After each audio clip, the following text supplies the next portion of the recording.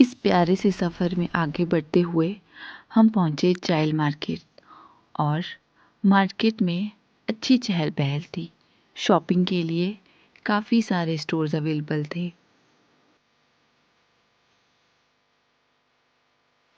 हमारा सफ़र कुछ ऐसा था कि हमें आगे रास्ते में कुछ पता नहीं था हम जा कहाँ रहे हैं।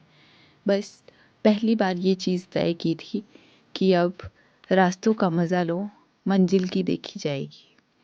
तो रास्ते में चलते चलते जैसे ही हमने मैप पे चेक किया तो आगे एक सुंदर सा प्लेस था। तो अब बारी आती है यहाँ पे दो में से एक रास्ता चूज़ करने की और हम इस अनजान सफ़र पे अपनी सही मंजिल की ओर बढ़ रहे थे। हम जा रहे थे स्टोन टेम्पल, जो कि चैल से लगभग 8 किलोमीटर की दूरी पर स्थित है और वहाँ के लिए भी ये रास्ता बिल्कुल साफ सुथरा था। सो फाइनली ये जो आप चेहरे पे मुस्कान देख रहे हो, ये मुस्कान थी अपनी मंजिल पर पहुँचने की। और इस जगह को देख के सबसे पहले मुझे रॉक गार्डन चंडीगढ़ की याद आ गई। अगर मैं बात करूँ इस जगह की,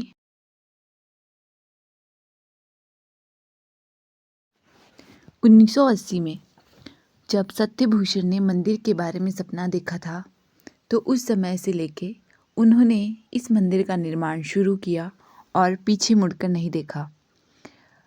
गूगल के अनुसार जब सत्यभूषण स्कूल में पढ़ते थे तो उन्होंने बताया था कि मुझे मिट्टी की मूर्तियाँ और लकड़ी की नक्काशी बनाने में बहुत मज़ा आता था। मेरी इच्छा ने मुझे प्रेरित किया और मुझे एक मंच दिया इस निर्माण को बनाने के लिए। भूषण ने मंदिर के लिए कुछ धन का योगदान दिया।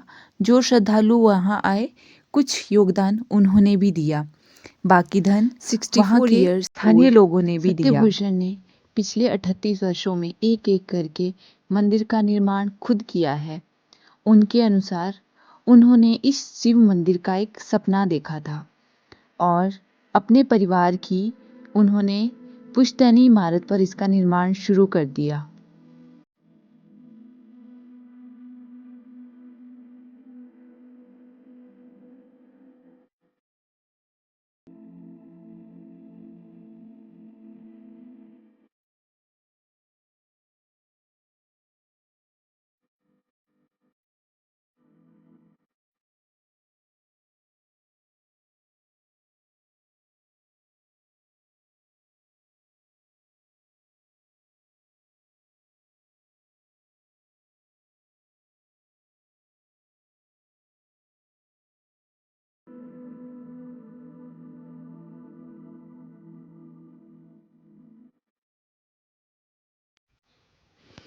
तो यहाँ पर हमें वीरभद्र गुफा दिखाई दी।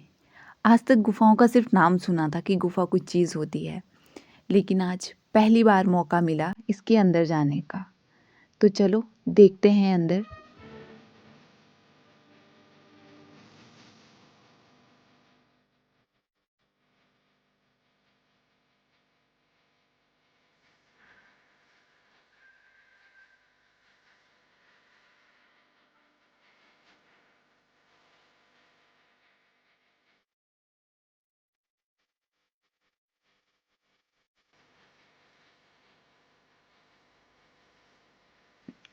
गुफा में जाने के लिए मैंने चूज़ किया सबसे आगे फ्लैश लाइट यूज़ करना और सबसे आगे चलना।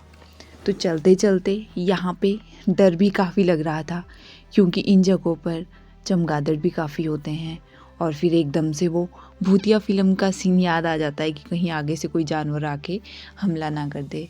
बट फिर भी बम भोले का नाम लेके मैं चली जा रही थी आगे और बाकी पीछे से आ रहे थे। और ये गुफा इतनी ठंडी थी कि लग नहीं रहा था बाहर गर्मी का मौसम होगा। और जैसे ही हम मंदिर पहुँचे तो ये रहे वीरभद्र जी। एक बारी के लिए तो इनको देख के एकदम से डर सा लग गया था, बट फिर बाद में अच्छा लगा देख के। फिर हम गुफा से बाहर आके इन काउंटिंग वाले पत्थरों पे आगे बढ़ते रहे और फाइनली पहुंच गए उस कलाकारी पे जिसे भूषण जी ने बनाया है। जिस तरीके से यहाँ पे शिव जी का निर्माण हुआ है वो उन्हें उनके सपने में दिखाई दिया था और अपने सपने को उन्होंने सच करके दिखाया और आज यहाँ पे इतने लोग घूमने आ रहे हैं। तो यही होता है जज्बा। फिर वही आगे इन पत्थरों पे बढ़ते हुए हमें दिखाई दिए कीवी के पौधे जिन पे काफ़ी सारी कीवी लगी हुई थी और फिर से हम बढ़ते रहे इन काउंटिंग पे।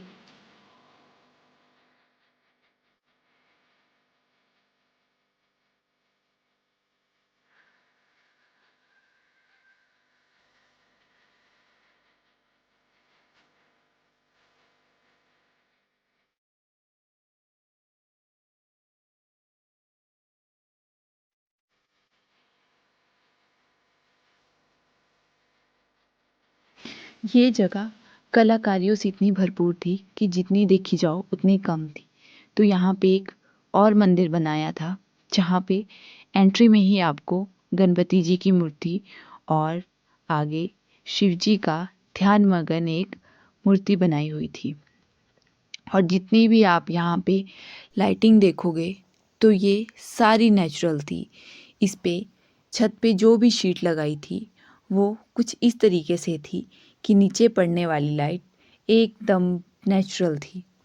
और जितनी प्यारी यहाँ पे डेकोरेशन उतने ही प्यारे यहाँ पे वाइब्स थे। कोई नेगेटिविटी नहीं, कुछ नहीं, बस ऐसा लग रहा था जैसे हम किसी स्वर्ग में आ बैठे हैं।